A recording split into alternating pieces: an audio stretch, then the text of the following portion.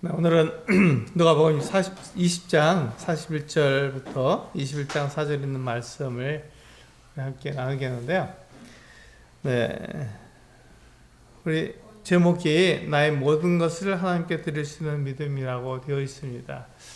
그러니까 지금 이 말씀을 통해서 우리에게 교훈을 주시는 것은 나의 모든 것을 하나님께 드릴 수 있는 믿음을 우리가 가질 수 있다고 하는 그 같은 교훈을 우리들에게 주고 있습니다. 사실 나의 모든 것을 우리가 하나님께 드릴 수 있기까지 우리는 어떠한 그렇게 되려면 우리는 어떠한 마음 또 어떠한 결정을 내릴 수 있는지 생각해 봐야 합니다. 이제 우리 본문을 통해서 예수님께서는 자신을 누구라고 말하며 저자들은 예수님을 어떻게 보아야 하는지 생각할 수 있게 해줍니다. 생각해 보세요. 내가 하나님을 어떻게 생각하는지, 하나님의 아들 예수 그리스도를 어떻게 생각하는지, 내가 그분을 믿는다고 말하지만 왜 내가 그분을 믿는지 우리는 생각해 봐야 합니다.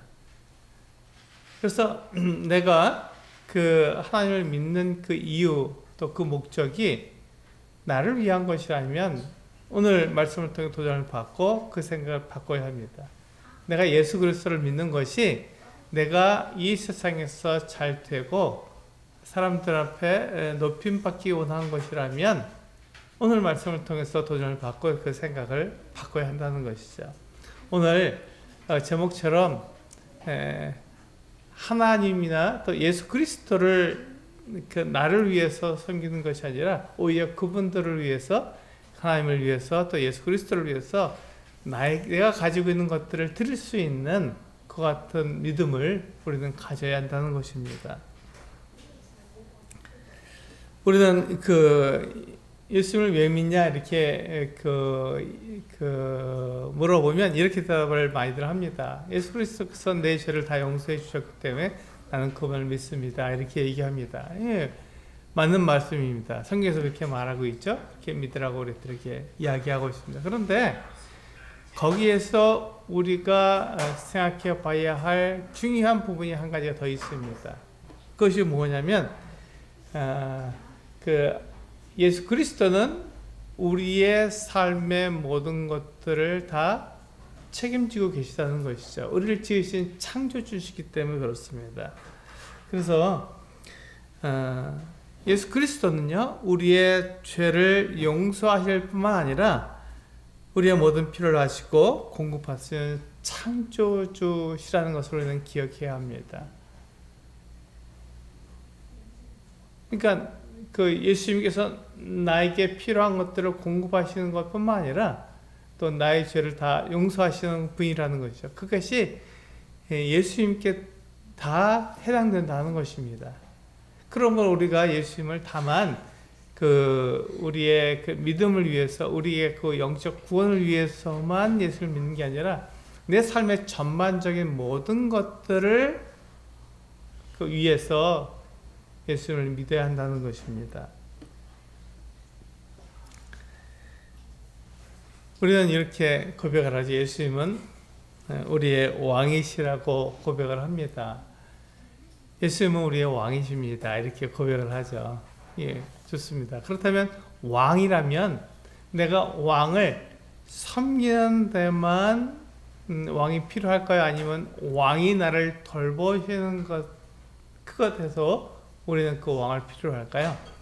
네, 왕은 내가 왕을 섬기는 것뿐만 아니라 왕은 나의 모든 것들을 책임지고 돌아본다는 것입니다. 그래서 우리는 왕이 필요한 거예요.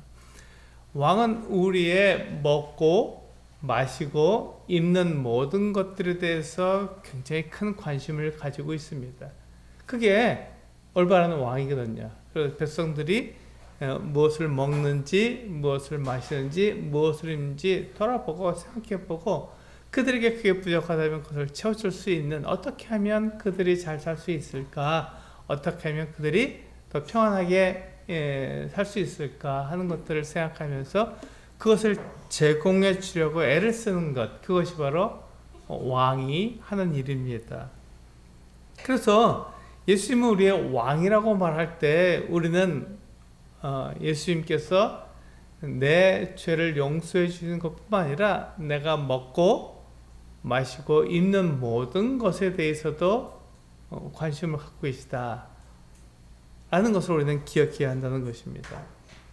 사실 우리는 하나님을 생각하면서 우리는 하나님께 헌금을 하잖아요. 헌금을 하면서 무슨 생각을 하냐면 내가 하나님께 헌금을 드렸으니 제물을 드렸으니 하나님께서 이것으로 부유해 주실 것이다 이렇게 생각을 하는 경우가 종종 있습니다. 그런데 하나님은 우리의 제물이 필요한 분이 아닙니다.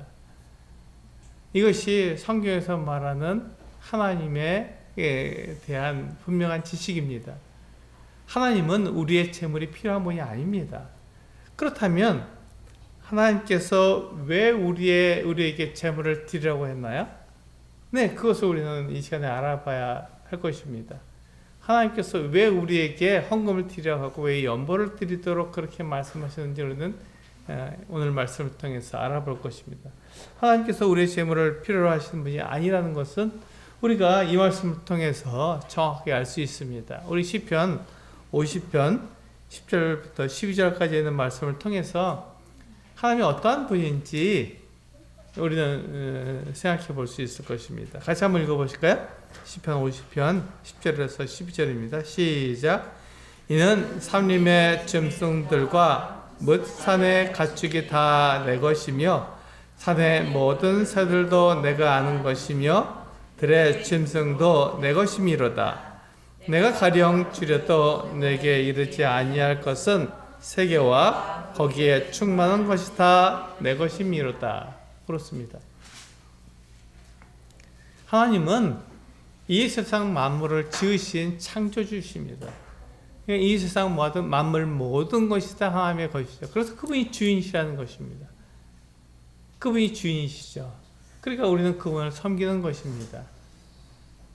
그래서 하나님은요, 우리의 제물을 필요로 하신 분이 아닙니다. 우리가 생각하는 것보다 훨씬 더 크신 분이고, 훨씬 더 많은 것을 가지고 계신 분입니다. 그래서 우리의 제물로 하나님을 부유하게 만들 수 없다는 것입니다. 하나님이 이미 모든 것을 다 가지신 분이기 때문에 이미 부유하신 분이고, 이미 모든 것을 가지신 분이기 때문에 우리가 드리는 것으로 하나님을 부유하게 만들 수 없다는 것이죠. 그렇다면 하나님께서는 왜 우리에게 헌금을 하라 그랬고 왜 우리의 제물을 하나님께 드리라고 말씀하셨을까요? 그것은 우리가 제물을 드리는 것은요, 하나님의 일을 계속해서 끊임없이 그 일을 하도록 하나님의 사람들에게 드리는 것입니다. 그러니까 하나님께서 우리 사람들에게 말씀하신 하나님의 그 일이 중단되지 않도록, 멈춰지지 않도록 하나님 사람들이 그 일을 계속해서 할 수 있도록 그 제물을 하나님께 드리는 거예요. 그래서 그 제물로 하나님의 사람들이 그 일을 계속해서 해나갈 수 있도록 우리는 제물을 드리는 것입니다. 그러니까 우리가 그 제물을 드리는 것이, 우리가 헌금하고 우리가 연보하는 것이 하나님께 드리는 것입니다. 하나님께서 그것을 가지고 하나님의 사람들이 그것을 사용할 수 있도록 주신 것이죠. 그래서 그 사람들이 그것을 가지고 하나님의 일이 멈춰지지 않고 계속되도록 그 일을 하는 것이죠. 그래서 이 일이 굉장히 놀라운 일이고 이 일이 굉장히 중요한 일이 되는 것입니다. 그래서 우리 하나님의 일을 하는 사람들은요, 대단히 중요한 것이죠. 왜냐하면 하나님의 일이 멈춰지지 않는 거니까요. 하나님께서 우리 사람들에게 말씀하신 그 일이 멈춰지지 않고 중단되지 않고 계속해서 그 일이 돼야 되기 때문에 그 일을 하도록 우리가 가지고 있는 제물들을 하나님께 드리는 것입니다. 사실 그 제물은요, 하나님께서 우리 사람들에게 주신 거잖아요. 우리가 이 땅에서 먹고 마시고 입고 살도록 우리들에게 주신 거예요. 그러니까 이것이 하나님께로부터 나에게 주어진 것이구나 하는 것을 우리가 기억한다면, 그것을 생각한다면, 그렇다면 그 중에 일부를 하나님께 드려서 하나님의 일이 계속 지속적으로 진행되도록 그 일을 하는 것이죠. 그 일이 멈춰지지 않게 하는 것입니다. 그것이 하나님의 일을 하는 것입니다. 그런데 때로 이 하나님에 대해서 또 나에 대해서 오해해서 그 하나님의 뜻을 따르기보다는 내 생각대로 행동하는 것을 보게 됩니다. 이것이 바로 우리가 세상에 있는 것과 하나님의 말씀 그 사이에서 우리가 선택하고 결정하는 일이 되는 것이죠. 하나님에 대해서 또 나에 대해서 오해하는 것이 무엇입니까? 그러니까 내가 가지고 있는 재물이 하나님을 부여하게 만들 것이다. 내가 하나님께 드리면 하나님께서 그것으로 하나님께서 기뻐하시고 하나님께서 그것으로 내가 하나님을 사랑한다고 그렇게 생각하실 것이다. 이렇게 생각하는 것이죠. 하나님께서는요, 하나님의 일을 계속해서 할 수 있도록 우리에게 그 일을 하나님의 뜻을 따라서 그 일을 하도록 하신 것이지, 그래서 내가 하나님을 믿는다는 것은요, 하나님께서 하시는 그 일을 내가 그 일에 참여하고 그 일을 계속해서 할 수 있도록 나 자신을 드리는 거예요. 그러니까 내가 가진 재물로 하나님을 부여하게 하는 것이 아니라 하나님께서 말씀하신 그 일이 어떻게 하면 중단되지 않을 수 있을까? 어떻게 하면 계속 그 일이 이루어져 나갈 수 있을까? 하는 것을 위해서 내가 하나님께서 나에게 주신 재물이 있다면 그 재물을 가지고 하나님께 드리는 것이죠. 그래서 그 일이 지속될 수 있도록 하는 것입니다. 그런데 세상은 그렇게 말하고 있지 않아요. 그렇게 가르쳐주고 있지 않습니다. 세상은 하나님이 없기 때문에 너를 위해서 살아라. 너 자신을 위해서 살아라.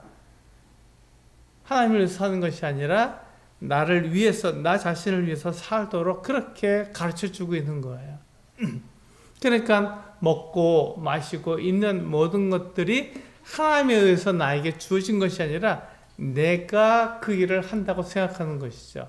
내가 열심히 하니까 내가 이렇게 버는 거야. 내가 이렇게 지혜로우니까 하나님께 이렇게 세상에서 나에게 이 같은 것들을 나에게 공급해 주는 것이지. 이 일은 나 외에 다른 사람이 할 수 없어. 이렇게 생각하니까 그 일이 내 능력으로, 내 노력으로, 내 힘으로 하는 것으로 생각되니까 하나님께 감사하지 못하고 하나님께 드리는 것이 아까울 수 있는 것이죠. 이것을 드려서 하나님을 부여하게 만들어야 돼. 그렇게 할 수 없잖아. 내가 이렇게 애써서 번 것이고 내가 땀 흘려서 번 건데 하나님께 그것을 드린다니 아까운 생각이 들어. 이렇게 생각할 수 있는 것이죠. 근데 그것은 오해라는 것입니다. 하나님께서 우리들에게 주신 것을 내가 받아서 그것을 가지고 내가 사는 거예요. 하나님께 주셨으니까. 하나님께서 나를 생각하시고 나에게 필요한 것들을 주시는 거예요. 그것을 내가 하나님께 주셨으니까 내가 충분히 사용하는데, 그런데 나에게 주신 그 재물로 하나님의 일이 멈춰지지 않도록 하나님께 드릴 수 있다면 그건 참 아름다운 것이죠. 그래서 그 하나님의 일이 계속되고 또 진보된다면 하나님께서 그 일에 대해서 기뻐하시는 것이죠. 오늘 말씀에서 두 사람이 나오잖아요. 서기관이 나오고 과부가 나옵니다. 그래서 먼저 예수님께서 이 서기관에 대해서 말씀하고 있는 거예요. 근데 서기관들은요, 바리새파에 속한 사람들입니다. 사두개파에 속한 게 아니고 바리새파에 속한 사람들입니다. 그러니까 이들은 성경을 잘 알았어요. 그러니까 그 당시의 성경이라면 구약 성경이죠. 구약 성경을 잘 알았습니다. 그래서 사람들에게, 이스라엘 백성들에게 이 구약 성경을 가르쳐주는 그 같은 일을 하던 사람들입니다. 그들은 성경을 잘 알았기 때문에 성경에서 말하고 있는 하나님에 대해서도 그들은 잘 알았어야 되는 것이죠. 그런데 이 서기관들은요, 하나님을 오해했습니다. 그러니까 이 성경에서 말하고 있는, 그들이 읽고 있는 그 성경에서 하나님이 어떤 분이라고 말씀하고 있는 것들을 생각한 것이 아니라,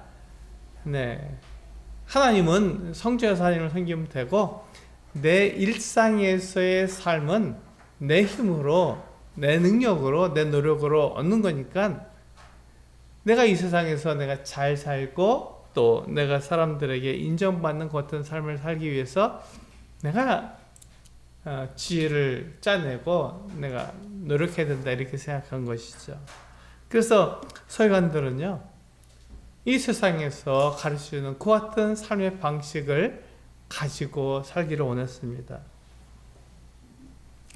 그러니까 서기관들이 그렇게 생각하고 그렇게 가르쳤는데 이 서기관들의 그 같은 가르침, 그 같은 삶의 방식을 방해하는, 반대하는 것 같은 분이 나왔어요. 그 분이 바로 예수 그리스도입니다. 그렇지 않다. 하나님은 우리가 성경에서 말씀하시는 그대로 하나님은 우리의 모든 것을 책임지시고 우리의 삶에 관심 있으시며 우리에게 먹고 마시고 입는 모든 것을 다 공급해 주시는 그 같은 분이다 이렇게 말씀하고 있는 것입니다. 그래서 예수님은요, 이 서기관들이 전한 것과 다르게 하나님의 말씀을 전했습니다. 하나님은 올바르고 믿으라고 그렇게 말씀하신 것이죠. 그것을 친히 보여주셨고 친히 그렇게 가르쳐 주셨습니다. 그러니까 예수님을 믿는 사람들은 이 서기관들이 하는 말하고 다른 거예요.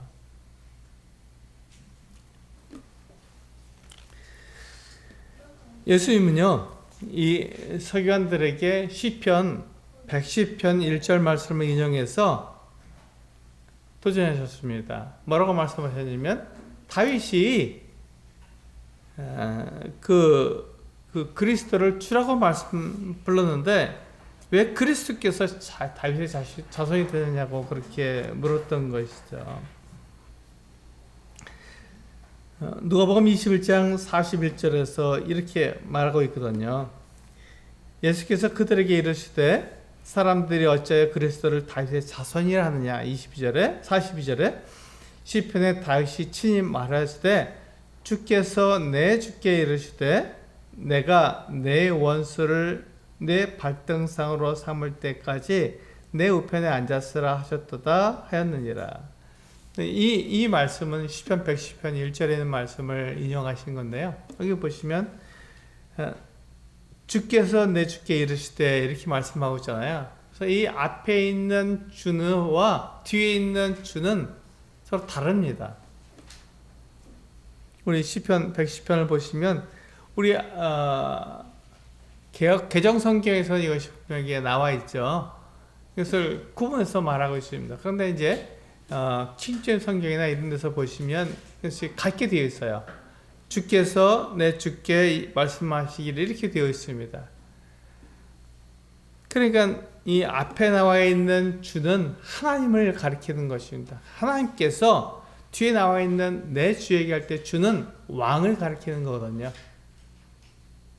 그래서 my lord 이렇게 말할 때 내 왕이시여, 내 주인님이시여 이렇게 말하는 거거든요. 그래서 하나님께서 내 왕에게 말씀하시기를 내가 내 원수로 내 발판이 되게 하기까지 너는 내 오른편에 앉아 있으라 이렇게 말씀하셨어요. 근데 이 시편이 여기 맨 앞에 뭐라고 되어 있냐면 다윗의 시라고 되어 있습니다. 다윗이 한 말이에요. 다윗이 노래한 거예요. 하나님 찬양한 것입니다. 그때 다윗이 분명히 자기 후손인 이 왕에게 그렇게 말했던 것이죠. 다시 마치 그 백성인 것처럼 오실 그리스도를 향해서 내 왕이시다, 내 주인이시다 이렇게 말한 거예요. 그러니까 그 말을 이해할 수가 없었습니다. 왜냐하면 다윗은요, 그 이스라엘 사람들이 가장 위대한 왕으로 삼는 그렇게 섬기는 것 같은 사람이었기 때문에 그렇습니다.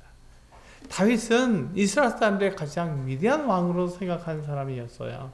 근데 그 다윗이 자기 자손으로 올 것 같은 왕에게 내 왕이시다 이렇게 말한 거예요. 나는 그분의 백성이고 그분이 내 왕이시다 이렇게 말한 거예요. 근데 이것을 어떻게 이해할 수 있겠느냐 이렇게 서기관에게 물었습니다. 예수님께서 서기관에게 물을 때 서기관이 이에 대해서 답을 할 것을 예상하시고 그 답을 들으시기 위해서 질문하신 게 아니죠. 그들은 이 예수님의 이 같은 질문에 대해서 답할 수가 없었습니다. 왜 답할 수가 없었죠? 잘 모르니까요. 쉬운 것입니다. 그들은 이 말씀에서 말하는 내용에 대해서 잘 알 수 없었습니다. 서기관들이 구약 성경을 잘 알았어요. 그런데 이 그리스도에 대해서 그들이 오해하고 있었기 때문에 그들은 온전하게 대답을 할 수가 없었습니다. 그들은 이 그리스도에 대해서 오해하고 있었기 잘 몰랐기 때문에 왜 그렇게 다윗이 그리스도에 대해서 내 왕이시다 이렇게 말한 거에 대해서 대답할 수가 없었습니다. 우리가 알고 있듯이 그리스도는요 하나님의 아들로 이 세상에 오셨기 때문에 그분은 두 가지 성품을 다 가지고 있었습니다. 그 두 가지 성품이 뭐죠? 네, 신성과 인성입니다. 예수님은 하나님의 아들이시자 사람이십니다. 그래서 예수님께서 자기 자신에 대해서 가리켜서 뭐라고 말씀하셨냐면 인자라고 말씀하셨습니다. 인자는 뭐냐면 사람의 아들이라는 말이잖아요. 그분은 하나님의 아들이시지만 사람으로 태어나셨기 때문에 그분은 사람의 아들이셨습니다. 그래서 인자라는 말을 쓰신 거예요. 사람의 아들이다 이렇게 말씀하신 것이죠. 그래서 예수님은요 하나님의 아들이시자 동시에 사람의 아들이신 하나님이시자 사람이신 이 두 가지 성품을 동시에 가지고 계신 분이세요. 그런데 그것을 그 서기관들이 이해할 수 있었습니까? 네. 그것을 이해할 수 없었습니다. 사람으로 태어나고, 사람으로 자라고, 사람으로 십자가 달려 죽었으면, 그가 사람이죠. 그가 어떻게 하나님 될 수 있느냐. 이렇게 생각했던 것이죠. 그래서 이 서기관들은 그리스도에 대해서 하나님으로 생각하지 못하고 사람으로 생각했던 것입니다. 그리스도가 오시면 이렇게 그들이 생각했어요. 그리스도는 그 이스라엘을 독립시켜 줄 위대한 왕으로 그리고 강한 장군으로 오실 것이다 이렇게 생각한 것입니다. 그러니까 이 서기관들이 그리스도를 기다릴 때 어떻게 기다렸어요? 하나님의 아들을 기다린 게 아니에요. 하나님의 아들을 기다린 게 아닙니다. 이 이스라엘 독립시켜줄 것 같은 위대한 왕으로 여기고 그렇게 기다렸던 것이죠. 근데 예수님은 그 사람들의 생각대로 로마를 정복하고 이스라엘 독립시키는 왕으로 오신 것이 아니라 사람들을 죄에서 구원하시기 위해서 오셨습니다. 이게 그 서기관들의 오해였죠. 서기관들은 하나님의 아들을 기다린 것이 아니라 위대한 왕, 강력한 것 같은 힘을 가지고 군사를 일으킬 수 있는 그 같은 장군을 그리스도로 기대하고 있었던 것이죠. 그런데 예수님께서 오셔서 먼저 하실 일이 바로 이것입니다. 먼저 하실 일이 있었는데 그것은 하나님과 관계를 회복시키는 일이었습니다. 예수님께서는 이스라엘 백성들이 하나님과 관계가 회복되는 것을 먼저 이루신 것. 그래서 우리들은 예수님은 대제사장이다 이렇게 말씀을 드리는 것이죠. 관계 회복을 이루셨으니까요.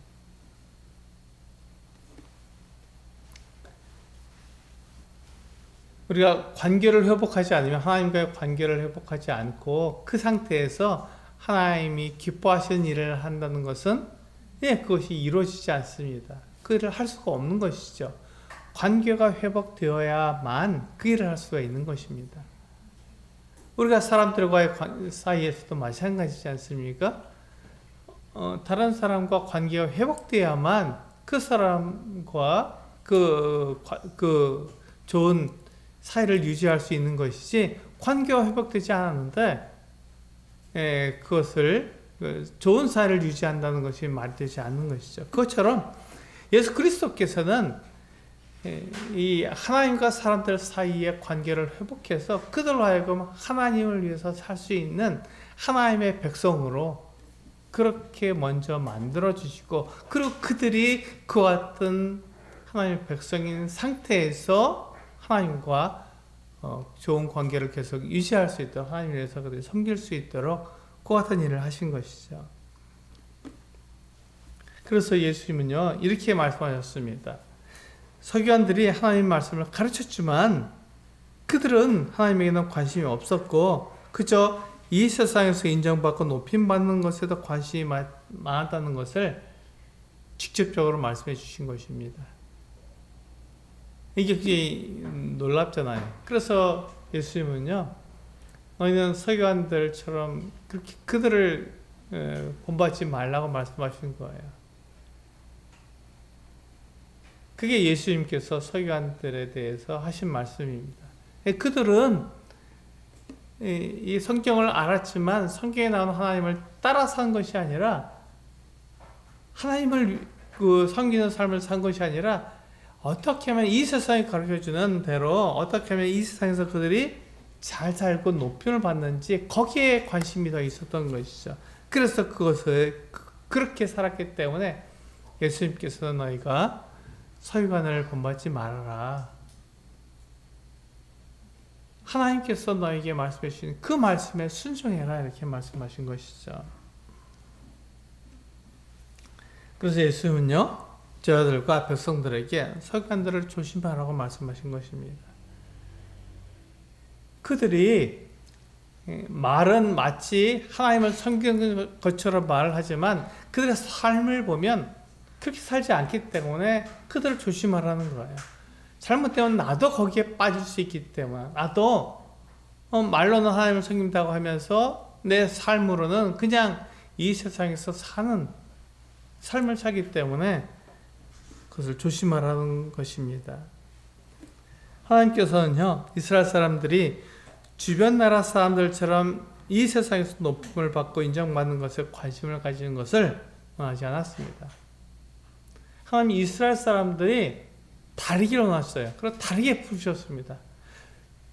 그 이방인들은, 그러니까 이스라엘 사람들 외 다른 나라 사람들은요 하나님의 부르심을 받지 못했잖아요. 이스라엘 사람들만 하나님의 부르심을 받았잖아요. 그래서 그들이 특별한 사람들이었습니다. 그러니까 그들은 특별한 사람들이니까 어떻게 했어요? 주변 나라 사람들하고 다른 삶을 살았어야 되는 것입니다. 그들은 하나님의 부르심을 받았기 때문에 하나님의 그 부르심, 하나님의 말씀에 따라서 그렇게 살았어야 되는데 이스라엘 사람들은 그렇게 살지 못했어요. 그들은 주변 나라 사람들하고 똑같이 살기를 원했어요.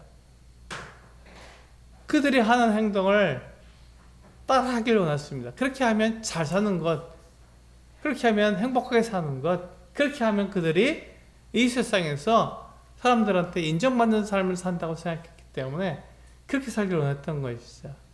그때 하나님께서는 그들이 그렇게 살기를 원치 않으셨던 거예요. 그래서 이 서기관처럼 그렇게 말로는 하나님을 섬긴다고 하지만 그들의 삶으로는 하나님을 섬기지 않는 것 같은 삶에 대해서 조심해라, 그들을 본받지 말아라, 이렇게 말씀하신 것이죠.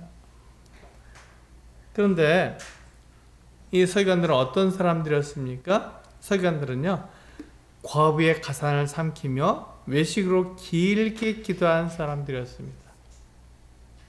이 사람들은 과부, 그 당시의 과부는요 굉장히 아무 힘이 없는 사람들이었습니다. 가장 힘이 없는 그 어떤 사람들의 대표적으로 우리는 과부라고 말합니다. 고아라고 말하죠. 그 사람 자기들을 이렇게 보호해주고 자기들을 위해서 힘써줄 사람들이 없는 거예요. 그러니까 이 서기관들은 어떤 일을 해야 되죠? 과부의 편을 들었어야 됩니다. 과부를 보호하고 그들을 하나님 앞에서 그들을 하나님 앞으로 인도하는 같은 사람들이 됐는데 오히려 이 서기관들이요 자기들의 지위를 이용해서 과부가 아무런 힘이 없다는 것을 알고 그들의 재산을 빼앗아가 버렸던 것이죠. 그렇게 할 때 이 과부들이 이 서기관들에게 항변할 수 있겠습니까? 예, 말할 수 없습니다. 그래봐 자기들이 손해니까 그에 대해서 말하지 못하고 그냥 당할 수밖에 없는 거예요. 그게 이 과부들의 모습이었고 이 서기관들의 행동이었습니다. 우리 야고보서 1장 27절에 보면 하나님께서 이렇게 우리들에게 말씀해 주고 있습니다. 같이 한번 읽어보실까요? 시작. 하나님 앞에서 정결하고 더러움이 없는 경건은 곧 고아와 과부를 그 환난 중에 돌보고 또 자기를 지켜 세속에 물들지 아니하는 그것이니라. 여기서 보시면 하나님 아버지 앞에서 정결하고 더러움이 없는 경건, 내가 경건하다고 말하는 그 사람은요 어떻게 한다고요? 예, 고아와 과부를 그 환난 중에 돌보는 사람이다 이렇게 말씀하고 있습니다. 힘없고 약하고 가난하고 우리들에게 돌려줄 것이 없는 그 같은 사람들을 돌보는 사람, 그 사람들을 불쌍히 여기고 그들을 도와주는 그 같은 사람들이 경건한 사람들이지, 말로는 하나님을 섬긴다고 하면서 오히려 그 과부의 가산을 삼켜버리고 빼앗아가고 자기들의 그 어떤 그 지위와 능력으로 다른 사람들을 해치는 그 같은 사람들을 우리는 경건하다고 말하지 않습니다. 이 서기관들은요, 그들이 경건하다고 자처했지만 사실은 그들은 경건과는 거리가 먼 사람들이었습니다. 왜 그렇죠? 예, 지금 우리 야고보서에서 말씀하신 것처럼 고아와 과부를 그 환난 중에 돌봐야 되는데 그들은 그렇게 하지 않았고 오히려 자기들의 이익을 위해서 과부를 희생시켰기 때문에 그들은 경건하지 않았던 것이죠. 사람들은요, 기본적으로 이와 같이 이 서기관처럼 자기를 위해 살고 이기적으로 살게 되어 있습니다. 그게 사람의 본성이에요. 그게 하나님을 떠난 사람의 모습입니다. 하나님이 없는 사람들의 모습이 이기적이고 자기중심적인 삶을 살아가는 것입니다. 이 서기관들은요, 하나님을 아는 사람들이 아니라 세상에 속한 세속적인 사람들이었던 것이죠. 그것이 분명하게 이렇게 나타나고 있는 것입니다. 그래서 서기관들은요, 자기 육체를 위해서 과부의 가산을 삼켰고, 그러면서 그들이 어떻게 했습니까? 자기가 경건한 사람처럼 보이려고, 하나님과 좋은 관계를 유지하고 있는 사람처럼 보이려고 기도를 어떻게 길게 했습니다. 기도를 길게 한다는 것은 무슨 말입니까? 예, 하나님께 내가 기도하면 그 기도를 하나님께 들어주신다 이렇게 말하는 것이기 때문에 사람들 앞에서 그냥 기도를 길게 하기를 원했던 것이죠. 나 이렇게 경건해, 나 이렇게 하나님과 좋은 관계를 유지하고 있어, 이렇게 얘기하고 싶었던 것이죠.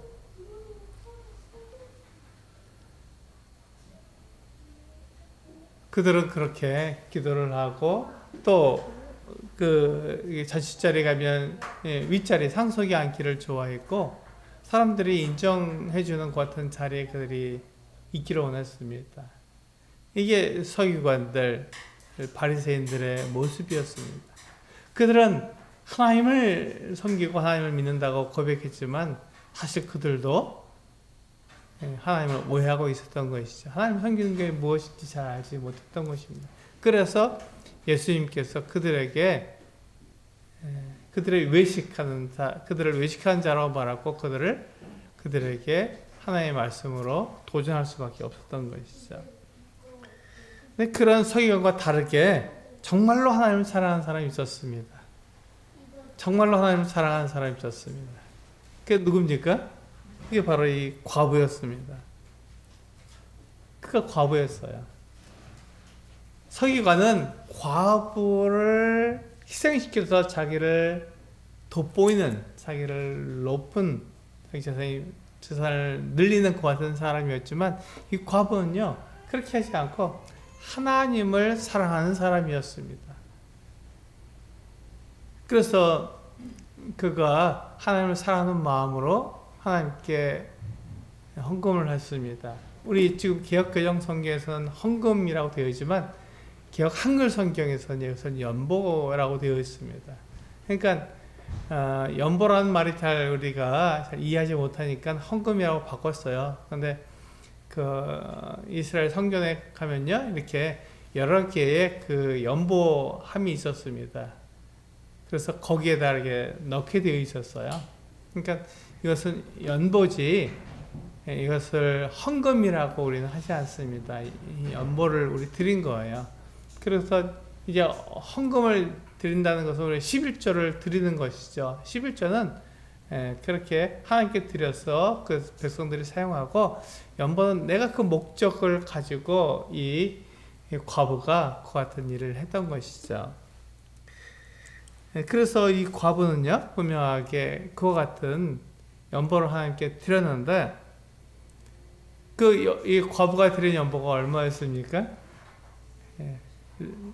2렙돈이었습니다. 2렙돈.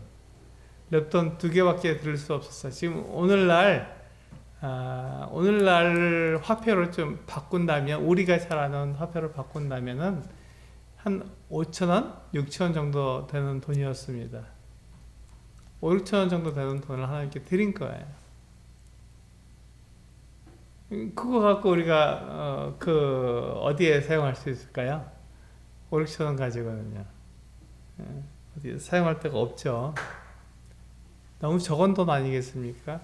그런데 이 과부는 하나님께 그 5,000원 정도 되는 돈을 하나님께 하나님을 사랑하는 마음으로 연보교에다가 넣은 거예요. 다른 부자들은 많이 넣겠죠. 그런데 그 예수님께서는 뭐라 하셨냐면, 오늘 넣은 사람들, 오늘 연복교에다 돈을 넣은 사람들 중에서 이 과부가 제일 많이 넣었다, 이렇게 말씀하셨어요.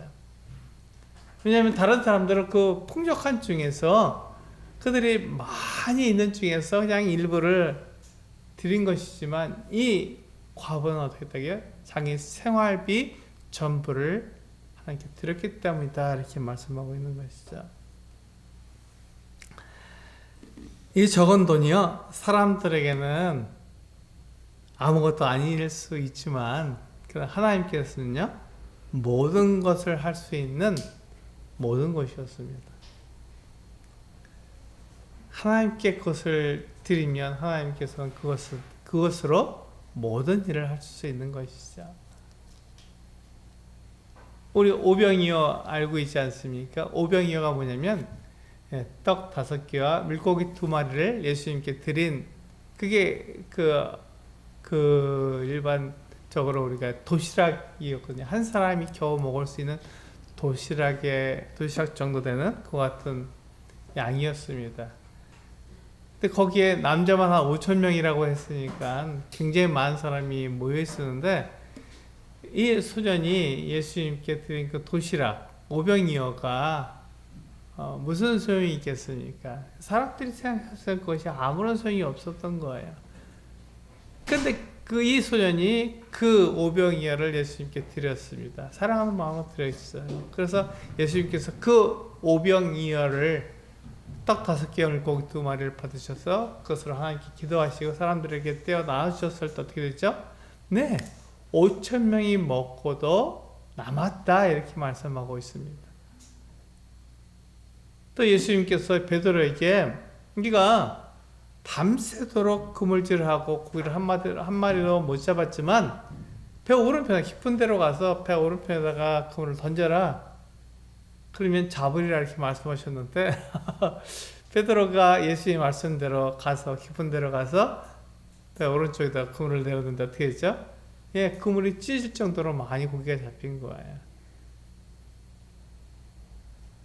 네, 이 적은 돈이요, 하나님께 아무런 쓸모가 없는 것이라고 우리는 생각할 수 있지만, 실제로 그렇지 않습니까? 5,000원 정도 되는 돈을 가지고 우리는 그것을 연보하게 되면 그것이 무슨 소용이 있겠습니까? 근데 그것은 사람의 계산법이에요. 그 사람이 계산했을 때는 그 돈을 가지고 아무 데나 쓸 데가 없는 그 어떤 적은 돈이지만 하나님께 그것이 드렸을 때는 다르다는 것입니다. 하나님께 그것이 드렸을 때는 그것이 다르다는 것이죠. 하나님 모든 것을 할 수 있기 때문에 그것을 가지고 하나님을 사랑하는 마음으로 그것을 드렸으니까 하나님께서 그것을 가지고 모든 것을 할 수 있는 것이죠. 이것이 바로 사람의 일과 하나님의 일에 구분되는 것입니다. 과부는요, 자기가 할 수 있는 일을 했고 또 하나님께서 하실 일은 하나님께 맡기는 것이었습니다. 우리에게 그것이 필요한 것입니다. 내가 하나님께 드릴 수 있는 만큼 하나님께 드려야 하는 것이죠. 그것이 바로 하나님께서 나에게 주신 재물을 가지고 하나님께 돌려드리는 것이니까요. 그것이 얼마나 되든지 그건 상관없습니다. 그것이 많든지 적든지 그게 무슨 상관이겠습니까? 근데 그것을 내가 하나님을 사랑하는 마음으로 하나님께 드렸을 때 하나님께서 그것을 사용하신다는 것입니다. 그래서 과부는 그 두 렙돈을 하나님께 드리면서 자기가 하나님을 사랑하는 마음으로 자기의 모든 것을 드린 거예요. 과부가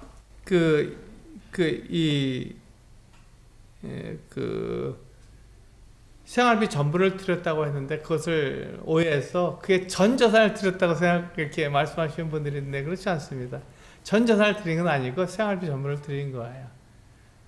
전 재산은 우리가 죽을 때 드릴 수 있죠. 전 재산을 드리면 그 다음에 우리가 살 수가 없으니까요.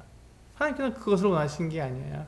그래서 하나님께서는 그 과부의 전 재산을 드린 게 아니라 과부가 쓸 수 있는 생활비 전부를 드렸는데 그것이 두 렙돈이었다 이렇게 말씀하신 것이죠.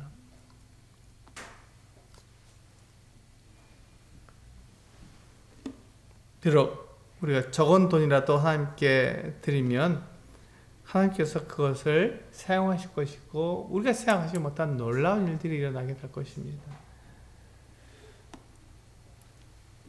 하나님에게는 하나님의 계산법, 사람들의 계산법과는 다른 하나님만의 계산법이 있습니다.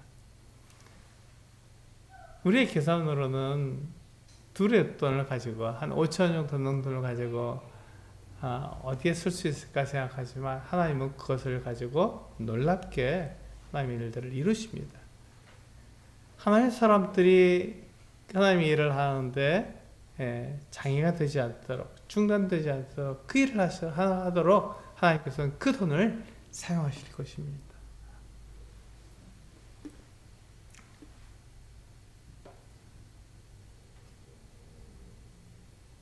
네.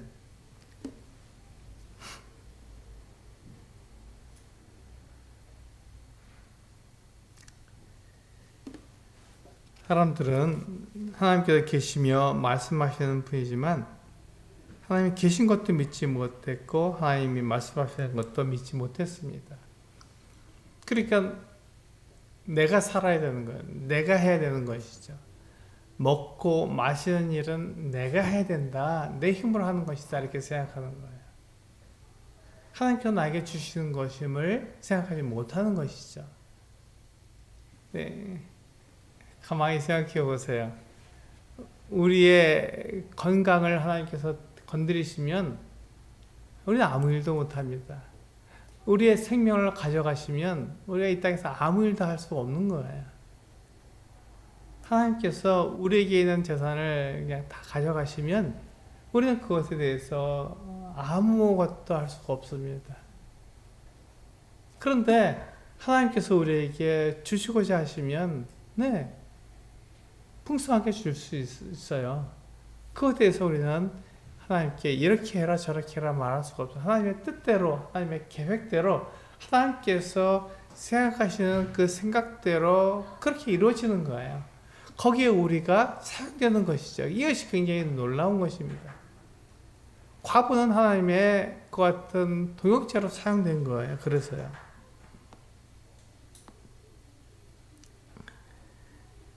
이게 우리가 생각하지 못하는 그 어떤 하나님의 계산법입니다. 과부는요, 자기가 가진 모든 것을 하나님께 드리는 믿음을 가졌습니다. 이게 오늘 말씀의 제목과 같죠. 우리가 가진 모든 것을 하나님께 드릴 수 있는 믿음을 우리가 가져야 됩니다. 그것이 바로 과부가 가진 믿음이었습니다. 그가 비록 2렙돈밖에 드릴 수 없었지만 그것이 그의 생활비 전부였던 것입니다. 그것을 하나님을 사랑하는 마음으로 드릴 수 있었던 것이죠. 우리가 하나님을 믿는다면요, 하나님께서 그것을 통해서 하실 것도 우리는 믿어야 합니다. 네, 하나님께서 이거 갖고 어떻게 하실까 이런 생각이 아니라 내가 드리던 그 적은 헌물을 가지고도 하나님께서는 얼마든지 하나님의 일을 하실 수 있다는 것이죠. 근데 내가 드리지 않으면 사랑하지 않는 것이고, 드리지 않으면 그 일을 계속해서 할 수가 없는 거예요. 그래서 하나님께서 우리에게 드리라고 말씀하고 있는 것이죠. 그것이 우리의 사랑의 표현이고 하나님의 일을 계속하도록 우리가 하나님께 드리는 것이 되는 것입니다. 예수님은요, 이 부자들이 드리는 것을 보셨고 이 과부가 드리는 것을 보셨지만 이 과부가 가장 많이 드렸다고 공식적으로 선언하셨습니다. 예수님이 이것을 계산을 못하셔서 그렇게 하셨을까요? 아니에요. 정확히 아십니다. 부자가 굉장히 많은 돈을 드린 것에 대해서 예수님은 아셨어요.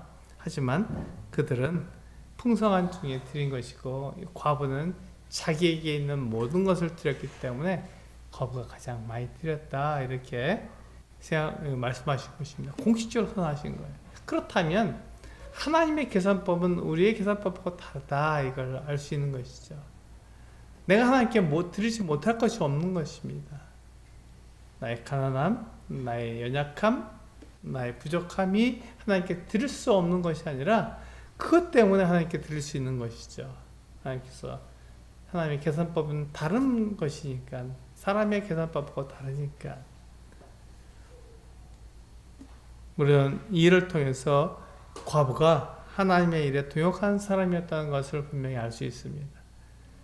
과부는요, 그 2렙돈밖에 드리지 않았지만 그는 하나님을 사랑했고 하나님의 일이 계속해서 진행되기를 원했기 때문에 그는 하나님과 동역한 사람이었습니다. 하나님께서는 과부를 사용하셨어요. 예수님께서 그 과부가 2렙돈 드리는 걸 보셨고 그것을 가지고 말씀하셨잖아요. 그래서 오늘날 우리들에게도 그것을 도전으로 우리들이 말씀하고 있습니다. 우리의 모든 것을 하나님께 드릴 수 있는 믿음을 네가 갖고 있냐, 과부 같은 믿음을 갖고 있느냐, 이렇게 말씀하시는 것이죠. 네, 우리 고린도후서 9장 6절에서 8절 말씀을 읽으시고 내가 하나님께 드린다면 이와 같은 기준을 가지고 드릴 수 있어야 한다라고 말씀을 드릴 수 있습니다. 우리 같이 한번 고린도후서 9장 6절에서 8절 말씀을 읽어보시겠습니다. 시작. 이것이 곧 적게 심는 자는 적게 거두고 많이 심는 자는 많이 거둔다 하는 말이로다. 각각 그 마음에 정한 대로 할 것이요 인색함으로나 억지로 하지 말지니 하나님은 즐겨내는 자를 사랑하시느니라. 하나님이 능히 모든 은혜를 너희에게 넘치게 하시나니 이는 너희로 모든 일에 항상 모든 것이 넉넉하여 모든 착한 일을 넘치게 하게 하려 하심이라. 그렇습니다. 이게 하나님의 계산법이죠. 우리가 하나님께 드리는 연보의 기준이 바로 이것입니다. 여기 보시면 이렇게 적게 심는 자는 적게 거두고 많이 심는 자는 많이 거둔다, 이렇게 말씀하셨습니다. 그러면서 각각 그 마음에 정한 대로 할 것이요 인색함으로나 억지로 하지 말라, 이렇게 말씀하고 있습니다. 하나님께 드리는 것은요 억지로 해서 되는 것이 아닙니다. 또 인색함으로 드리는 것도 아니에요. 기쁨을 하나님께 드리는데 마땅히 드릴 수 있을 만큼 하나님께 드리는 것입니다. 그래서 하나님께 드리는 것이 억지처럼 또 하기 싫은 일을 하는 것처럼 우리가 드린다면 하나님도 그가 드리는 것을 받지 않으십니다. 이게 하나님의 방법이에요. 억지로 많은 것을 드리게 된다면 하나님께서 그걸 받지 않으시죠. 그것을 사용하지 않으십니다. 우리는 하나님께 드렸다고 말할 수 있어도 하나님께서 그것을 사용하지 않으신다는 것입니다. 근데 기쁜 마음으로, 즐거운 마음으로, 하나님을 사랑하는 마음으로 하나님께 드리게 되면요, 하나님께서 그것을 사용하십니다. 그것이 많고 적음을 떠나서 하나님께서 그것을 사용하신다는 것이죠.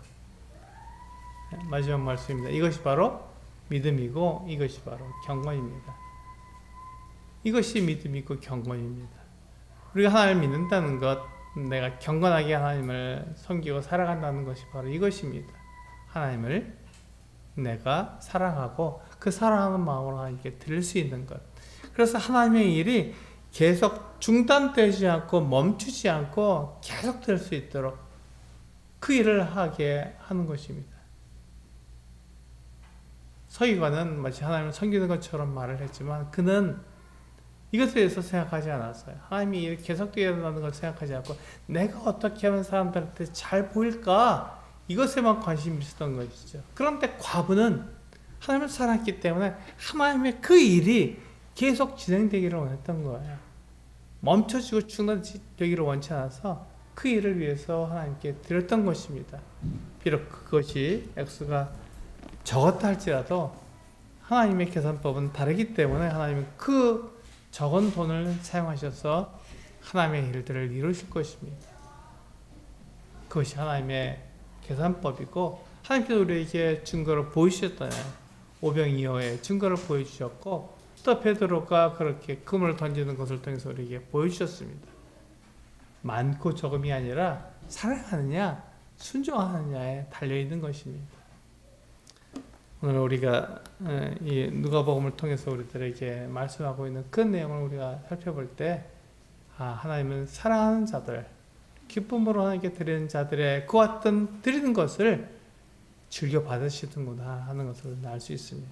이것을 통해서 하나님께 나아가신 우리 성도님들 되시기를 원합니다. 그래서 기도하시겠습니다.